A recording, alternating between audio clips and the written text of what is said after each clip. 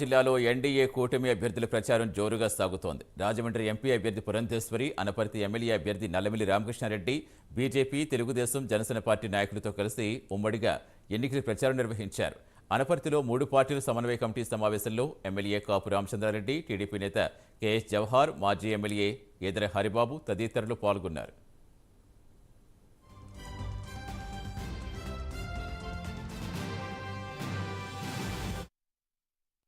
ఈ సందర్భంగా పురంధేశ్వరి మాట్లాడుతూ 3 పార్టీల కార్యకర్తలు ఒకచోట సమావేశమైతే నరేంద్ర మోదీ స్ఫూర్తి, చంద్రబాబు యుక్తి, పవన్ కళ్యాణ్ శక్తి కనిపిస్తున్నాయన్నారు. పెద్దగా హామీలు ఇవ్వలేను, ఏదైనా సరే చేసి చూపిస్తానని స్పష్టం చేశారు. ముందుగా నా నమస్కారాలు నేను తెలియజేస్తున్నాను.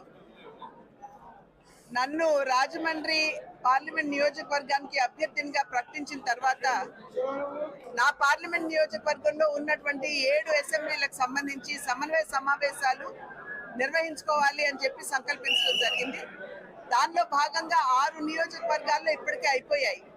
కానీ అనపర్తిలో ఉన్నటువంటి ప్రత్యేక పరిస్థితుల దృష్ట్యా ఒకంత ఆలస్యమైనా ఇవాళ చాలా చక్కగా అద్భుతంగా ఇవాళ సమన్వయ సమావేశం నిర్వహించుకోవడం జరిగింది. ఈ 3 పార్టీల యొక్క కార్యకర్తలు ఇక్కడికి రావడం, ఈ కలయిక ఎందుకు మనం ఈ పొత్తు ఎందుకు ఏర్పాటు చేసుకోవాల్సి వచ్చిందో ఆ విషయాలు వివరంగా చర్చించుకోవడం, అదేవిధంగా కేవలం నాయకత్వం మాత్రమే కాకుండా కింద కార్యకర్తలు కూడా సమన్వయంతో ముందుకు ఎందుకు వెళ్ళాలి అనేటువంటి అంశాల మీద ఇవాళ చర్చించుకోవడం జరిగింది. కార్యకర్తలందరిలో కూడా ఒక కొత్త ఉత్సాహం కనపడుతుంది.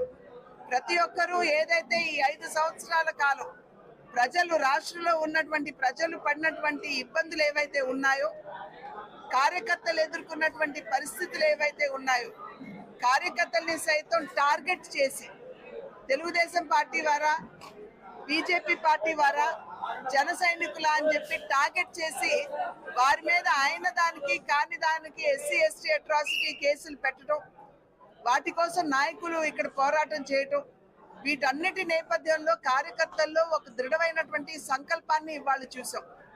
ఖచ్చితంగా మే 13 జరిగే ఎన్నికల్లో ఆ రోజు వైఎస్ఆర్సీపీ ప్రభుత్వం ఏదైతే ఉందో చర్మగీతం పాడాలని, గద్దె దింపాలని అనేటువంటి ఒక గట్టి సంకల్పం ఇవాళ కార్యకర్తల్లో కనపడింది.